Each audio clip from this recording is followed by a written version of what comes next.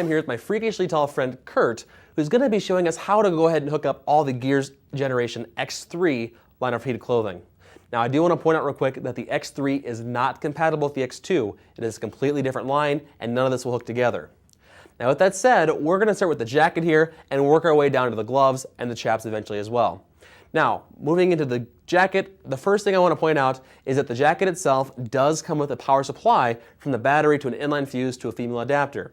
Now note, the gloves and the chaps do not come with them. So if you're only picking up the gloves or only picking up the chaps, you're definitely going to want to pick up a power supply, whether it be to the battery or whether it be to the inline, to the cigarette adapter that we sell as well.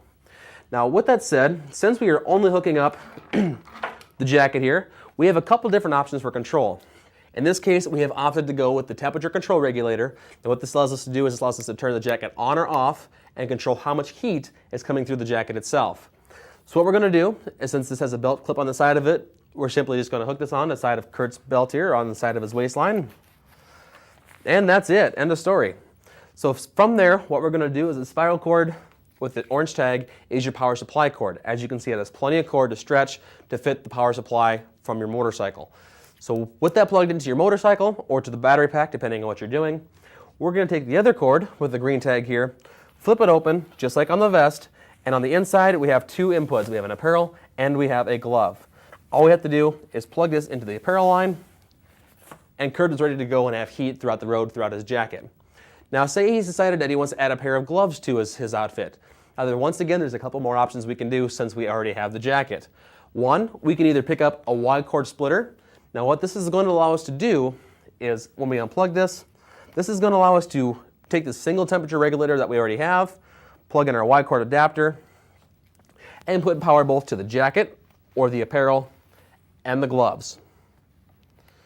Now the downside of this is, even though we have power through the jacket and ready to go to the gloves, we only have one way to control it, and that means that the gloves are going to be controlled at the same temperature as the jacket itself. So if you guys are looking for a little more independent control of each of the two, you want to pick up a dual area adapter or a dual temperature controller. Now this dual temperature controller is the same concept, except for we have an extra cord here. Now like I said, this is going to work just fine, but the jacket and the gloves are going to be at the exact same amount of power all the time, and if you guys have hands that warm up a lot faster, you're probably going to want to switch it out for one of these. So what we're going to do is we're just going to unplug everything here. Our wide cord adapter and our single temperature controller, and we're just going to set that off to the side. Now what we're going to do instead is take our dual temperature controller, and once again just put this on Kurt's waistline, and voila, there we are. Once again, the spiral cord with the orange tag is our power cord, and now we have the two green cords, which are just going to put our inputs here, one to the apparel and one to the gloves. And what that allows us to do is, once again, we have control of temperature over our jacket, but now we have a secondary control box that's going to control and regulate the temperature of the gloves. Pretty handy, perfect, good to go. There you are, buddy. So what we're going to do now is the gloves themselves is down to the bottom corner of the pockets here, around the wrists, you're going to have two little zippered pockets. Go ahead and unzip those and fish out the cord that's inside of them. Now this is going to be great because it's not going to be having these cords flop around. You can always zip them up and tuck them away when you're not using the gloves. So from there, all we have to do is attach the gloves to that power supply, and voila. We have power coming in from the motorcycle, going up to our controller, splitting off, one controlling the jacket here, the other controlling both gloves, both attached the same way right here. You can put them on, end of story, and yes, this is the right glove, or the left glove on the right hand. So we're going to go ahead and unplug that.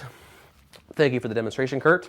Now just like the jacket attaches to the gloves, the chaps themselves have two little zippered expansion packs that are near the ankle of the chaps themselves that unsnap or unzip and actually reveal a female power cord that's going to allow you to apply any heated socks or heated footwear products with your Gears X3 line of clothing. So once again, that's how you power the entire Gen-X3 system from Gears. From the chaps to the jacket to the gloves, and if you want additional socks or heated foot products, you can definitely get those from Gears as well.